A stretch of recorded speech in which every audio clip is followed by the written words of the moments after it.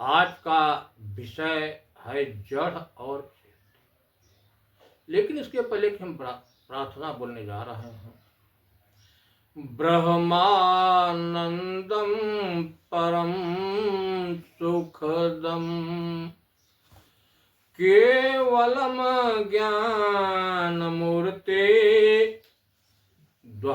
द्वंद्वातीतं गगन सदृशं त्वमस्यादिलक्ष्यम् एकं नित्यं विमलचलं सर्वदेशाक्षिभूत भावातीतं त्रिगुणरहितं सद्गुरुं त्वं नमामि।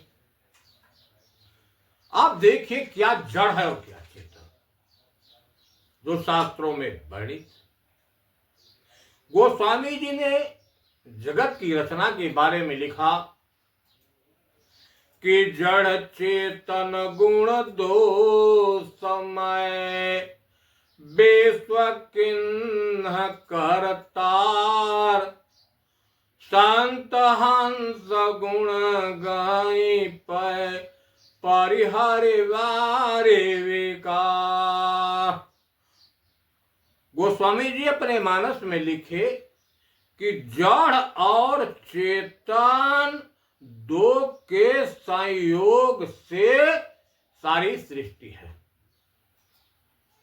लेकिन और महापुरुषों के विचारों में देखें, उन्होंने कहा, कबीर साहब ने कहा है कि एक है पुरुष एक है नारी ताते रचे खान भवचारी। उसी को कबीर साहब ने नारी और पुरुष के नाम से कहा। पुरुष क्यों कहा गया? कि प्रकृति के पूर्व में उस परम तत्व को बसने से उसको पुरुष कहा गया। लेकिन भगवान कृष्ण गीता में अपना अनुभव बताए। उन्होंने कहा कि यावत संजायते किंचित सत्वम स्थावरम जंगमम क्षेत्रज्ञ संयोगा तद्विधि। उन्होंने कहा कि क्षेत्र और क्षेत्रज्ञ के संयोग से है। आपने देखा दो ही से लोगों ने सृष्टि बताई, या शरीर भी दो के ही संयोग से है, लेकिन नाम अलग अलग कहा। गीता में उन्होंने कहा क्षेत्र और क्षेत्र।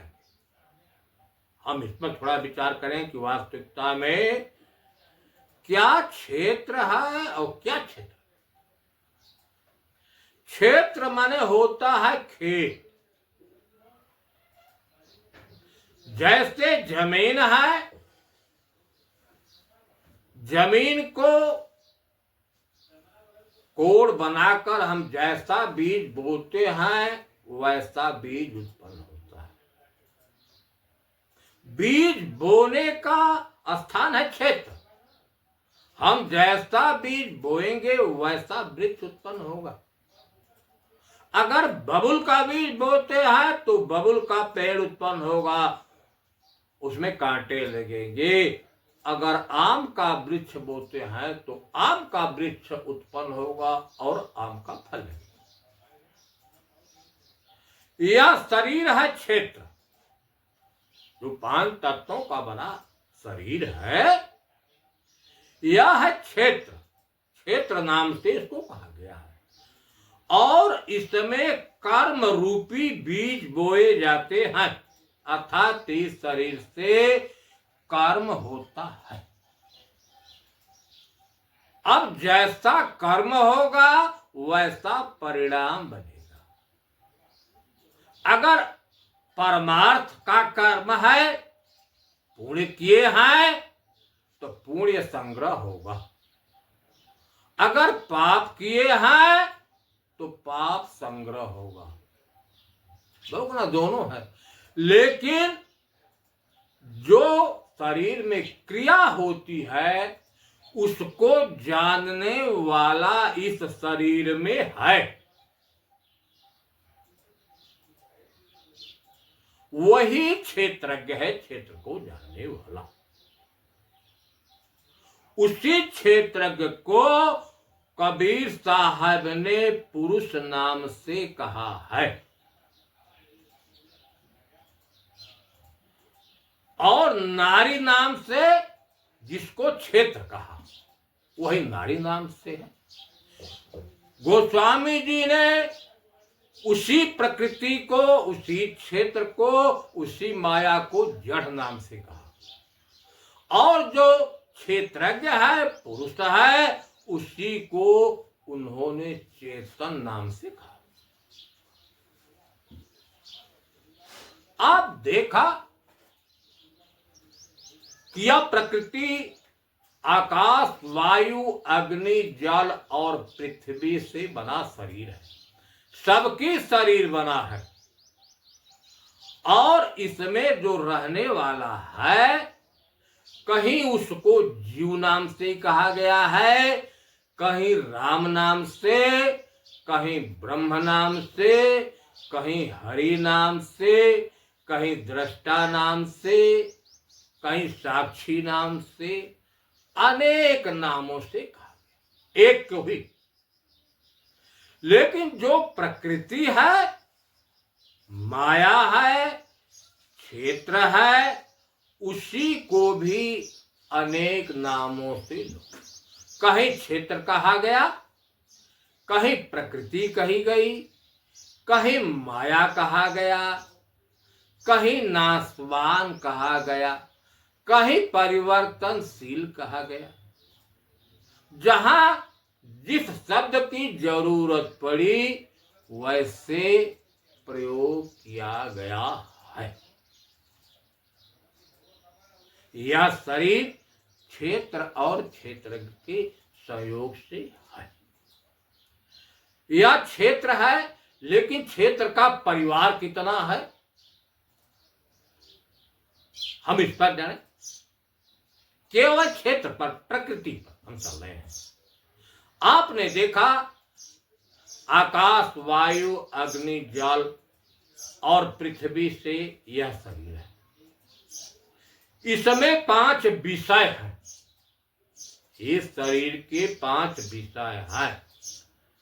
शब्द, स्पर्श, रूप, रस और शब्द जो है आकाश का गुण है। स्पर्श वायु का गुण है। रूप अग्नि का गुण है। रस जल का गुण है और गंध पृथ्वी का। यह इसके 5 विषय हैं।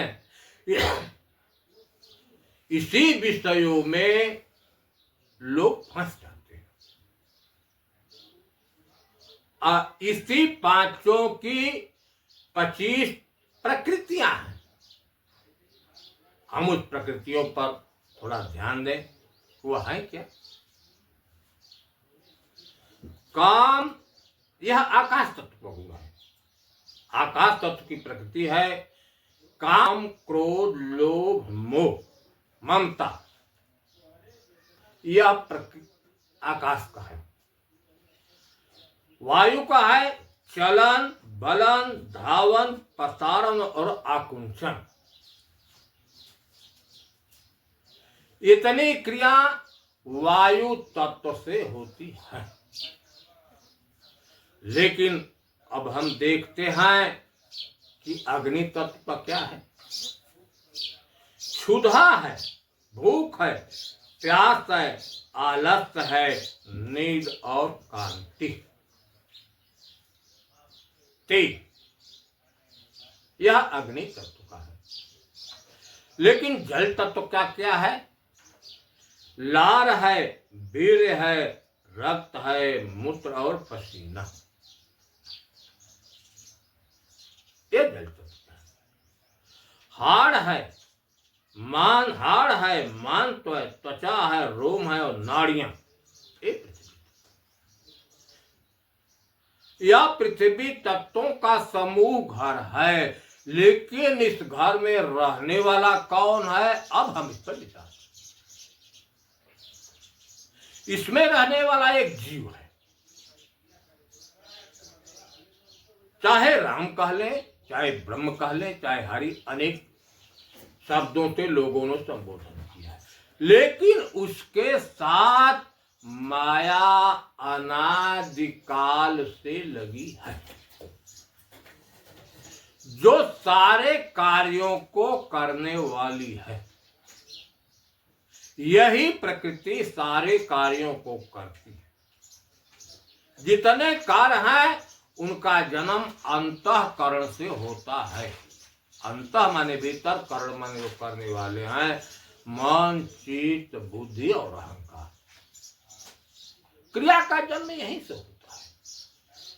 और कराने वाला कौन है? यही मन। करने वाली कौन है? यही इंद्रियां, जो 5 कर्मेंद्रियां हैं, 5 ज्ञान इंद्रियां हैं, यही कर्म करने वाली। लेकिन इसमें रहने वाला जो चेतन है, चाहे हम उसको जीव कह ले, आत्मा कह ले, वह साक्षी है, उन क्रियाओं का साक्षी है। अब देखा, आपने सुना होगा आत्म शब्द। इसमें रहने वाले को आत्म क्यों कहा गया? जिसमें तम नहीं है, अंधकार नहीं है, तो केवल प्रकाश है। इस शरीर में स्थित जो जीव है, उसी को आत्म शब्द से कहा गया है, क्योंकि शरीर और अंतःकरण को वह प्रकाशित करने वाला है, इसलिए उसको आत्म कहा गया। लेकिन चेतन भी कहा जाता है। चेतन क्यों कहा गया?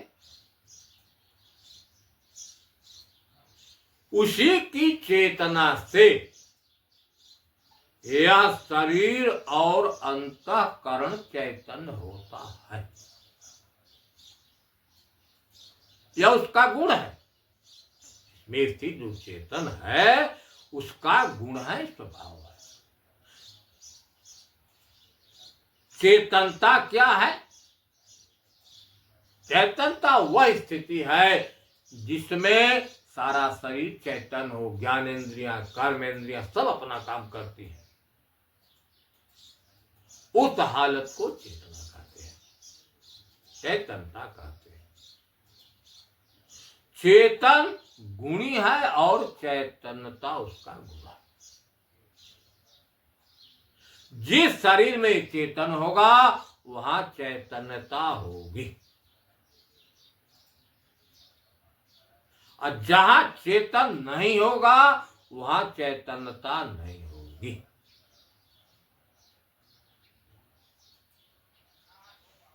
ऐसा बात देख कर बोला जा रहा है। जैसे लोग कहते हैं कि परमात्मा कण कण में है। अगर परमात्मा कण कण में है तो जितनी वस्तुएं हैं सब में चैतन्यता होनी चाहिए। ईंटा में, पत्थर में, जितनी है। लेकिन ऐसा देखा नहीं जाता। चैतन जहां होगा, चेतन जिसमें हो गया उसमें चैतन्यता होगी। चेतन की अनुभूति हर घट में ही होती है। जैसे अग्नि जहां होगी वहां ऊर्जा होगा। जहां जल होगा वहां नमी होगी। इसी ढंग से जहां चेतन होगा उस घट में चैतन्यता होगी।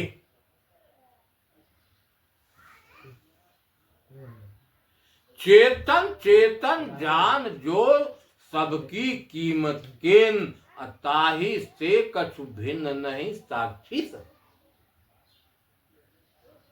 कबीर साहब ने कहा कि जिन लोगों ने चेतन को जाना, चेतन की अनुभूति हुई, वे लोग सबकी कीमत करते हैं। वही चेतन हर घट में साक्षी रूप से है। उसका पहचान है, उसका वह गुण है। इस शरीर में जो चेतन है साक्षी रूप से है, उसका यह गुण है, स्वभाव है। जो क्रिया होती है उसको वह देखने वाला, देखने की वजह से साक्षी, चैतन्यता की वजह से चेतन, और प्रकाशक होने की वजह से उसी को ब्रह्म नाम से कहा गया है। कहीं उसी चेतन को राम शब्द से भी संबोधित किया गया है। जैसे माता पार्वती ने पूछा भगवान शंकर से कि वास्तविकता में राम तत्व क्या है? क्या राजा दशरथ के लड़के हैं वही राम है कि कोई दूसरे राम है? तो बताया भगवान शंकर ने कि गुणातीत सचराचर स्वामी, जो गुणों से अतीत है, चराचर जितने हैं वही सबका स्वामी। और राम उमा सब अंतर जान। अरे उमा, इस घट में जो कुछ क्रिया होती है उसको जानने वाला राम ही है। आपने देखा जो राम तत्व का लक्षण है वह इस शरीर में है, वही इस जीव का लक्षण है, वही आत्म का लक्षण है, वही ब्रह्म भी है। ब्रह्म शब्द भी प्रचलित है। जैसे देखें ब्रह्म क्यों कहा गया? ब्र और अहम से ब्रह्म शब्द बनता है। ब्र का भाव बनता है व्यापक, अहम माने में। जो सर्वव्यापक है वही इस शरीर में है। इसलिए उसी परम तत्व को ब्रह्म नाम से कहा गया। हरि शब्द भी आता है। जो हर जगह है हर में है, इसलिए हरि कहा गया। वही भगवान शंकर बोले हैं कि हरि व्यापक सर्वत्र समाना, देश काल दिश विदसो माही कहूं तो कहां जाए। अब हरि इसी में रहने वाले चेतन को भी हरि शब्द से कहा गया है। संतों हर में हरि को देख, संतों का लेख है कि वह हरि ही हर घट में है और सर्वव्यापक है।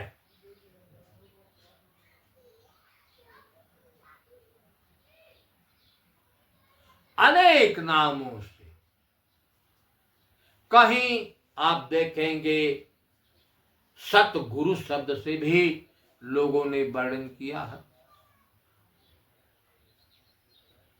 सत का अगर हम विच्छेद करते हैं, सत और गुरु शब्द बनता है। सत का मतलब जो शाश्वत है, जो अजन्मा है, जो सबका नियंता है, जो एक रस रहने वाला है, वह तो सत्य है। अब गुरु का भाव बनता है ज्ञान। ज्ञान ही गुरु, जो इस शरीर में रहकर सबको प्रकाशित करता है, सबको जानने वाला है। इसलिए उसी परम तत्व को सतगुरु नाम से भी कहा गया है, कोई दूसरा नहीं। सृष्टि में एक जड़ और एक चेतन को लोगों ने अनेक नामों से कहा गया। जिस महापुरुष के अनुभव में जो आया वही कहा। दो के सिवाय तीसरी वस्तु किसी ने नहीं कहा। जब हम वास्तविकता में क्या जड़ है, क्या चेतन, इसके बारे में जब हम जानते हैं, तब निर्वाह कर लेते हैं। किसी महापुरुष ने कहा, यो कहिए कबीर साहब की ताकी है कि संतों दृष्टि पर सो माया। पहली पहचान, जो आंखों से दिखाई दे रही है वह माया। संतों आवे जाए सो माया, जो आती और चली जाती है, आज है कल हमारे यहां से चली जाएगी, वह माया है। परिवर्तन रूप उसका एक रस कभी न। यह माया प्रतिक्षण परिवर्तनशील है। जैसे देखें, यह हमारा शरीर जो है रज और वीर से बना है। मां के गर्भ में रज वीर का संयोग हुआ तो एक बुल्ले की समान बना। अब धीरे धीरे उसमें परिवर्तन होना शुरू, भीतर पिंड बन गया, फिर वही पिंड मां के गर्भ से बाहर हुआ छोटा शिशु रूप में।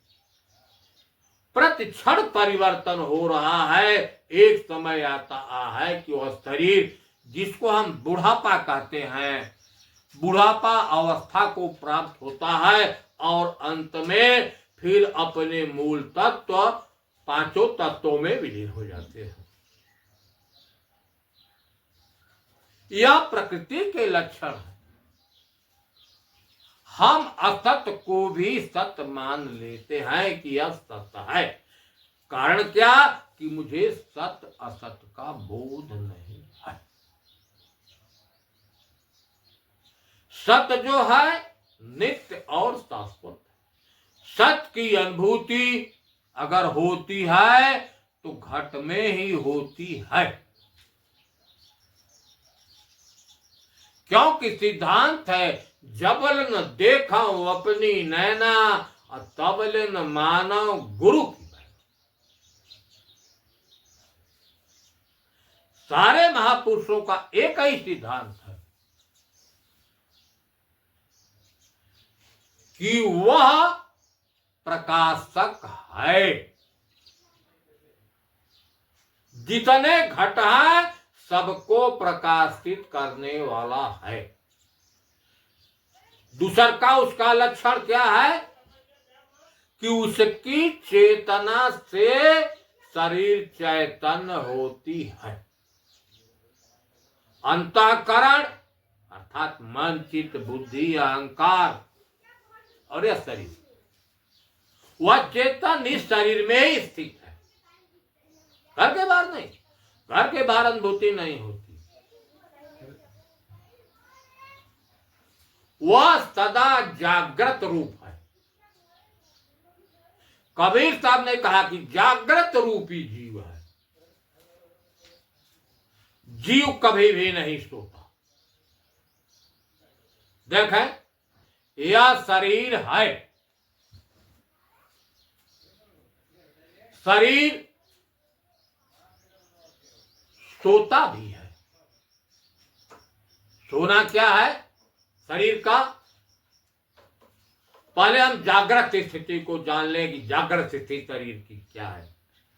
जागृत स्थिति में 5 ज्ञानेंद्रियां, 5 कर्मेंद्रियां अपना अपना कार्य करती हैं। ऐसे हालत को हम जागृत अवस्था कहते हैं। लेकिन एक अवस्था होती है कि 5 कर्मेंद्रियां और 5 ज्ञानेंद्रियां विश्राम ले लेती हैं, आंखें बंद हो गई, जिसको हम सोना कहते हैं। यह है स्वप्नावस्था। शरीर तो विश्राम ले लिया, लेकिन अंतःकरण अपना कार्य कर रहा है। नाना जगह मन दौड़ रहा है, नाना प्रकार की दृश्य आ रही हैं, लेकिन उनको देखने वाला इसमें स्थित जो चेतन है, जागृत में भी देख रहा था, स्वप्न में भी देख रहा है। लेकिन एक अवस्था होती है सुषुप्ति, जिसमें अंतःकरण भी विश्राम ले लेता है, जिसको हम गहरी नींद कहते हैं, सुषुप्ति अवस्था। उस हालत में भी चेतन इसमें जागृत है। चेतन न होता तो श्वासा नहीं चलती, न रक्त संचार होता, न दिल की धड़कन हो। लेकिन क्रिया बंद हो गई। जब क्रिया बंद हो गई, क्रिया करने वाला अपना कार्य बंद कर दिया, तो देखने वाला तो है, लेकिन देखेगा क्या? इस हालत में जो है, इसमें रहने वाला जीव, चाहे चेतन, चाहे ब्रह्म, चाहे आत्मा, जागृत रहता है। सबका प्रकाशक है, सारे विश्व को प्रकाशित। जो स्थिति चेतन की एक शरीर में है और वही सभी शरीरों में है। लेकिन जो लोग जानकार हैं, जो जागृत अवस्था में है, मोह रूपी निशा से जाग गए हैं, उनको अनुभूति होती है। और जो नहीं जागे हैं, अज्ञान दशा में पड़े हैं, उनको अनुभूति नहीं होती। यह सारी सृष्टि जड़ और चेतन के सहयोग से है।